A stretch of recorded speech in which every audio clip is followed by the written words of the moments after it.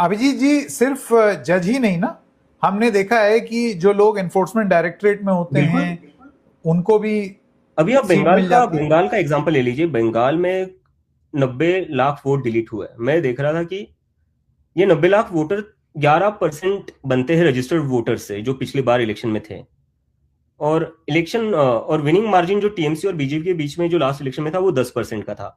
जब 10% मार्जिन होता है, उसमें से आप 11% डिलीट करते हो, तो आपने नतीजा तो पहले ही फिक्स कर लिया। और चलो मैं एक टाइम के लिए मैं मान भी लेता हूं कि वोट डिलीशन का और बीजेपी का कोई लेना देना नहीं है। इसी बहुत ही इंडिपेंडेंट बॉडी है, वो अपनी तरफ से कर रही है और वो सब कुछ सही तरीके से कर रही है, ये मैं मान लेता हूं। लेकिन एक मैं पैटर्न देख रहा हूं फिर। बंगाल में वोट डिलीट होते हैं, ममता बनर्जी हार जाती है। तमिलनाडु में वोट डिलीट होते हैं, एमके स्टालिन हार जाते हैं।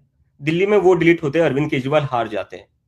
तो अगर बीजेपी की बात में मान भी लूं कि उनका वोट डिलीशन से कोई लेना देना नहीं है, हर बार ये बीजेपी को ही क्यों फेवर करता है?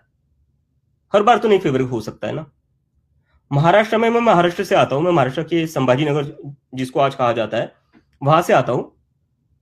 महाराष्ट्र में बीजेपी की जब पीक मोदी वेव थी 2014 एंड 2019, उसमें भी संकेत वो 100 सीटें क्रॉस नहीं कर पाए थे, वो भी शिवसेना जैसे स्ट्रांग पार्टी अलायंस में होने के बाद भी। और होता क्या है, 2024 के चुनाव में महाराष्ट्र में बहुत ही नाराजगी थी, ये मैंने खुद देखा। मैं खुद तब अपने घर पर था, मैंने देखी लोगों की बहुत नाराजगी थी।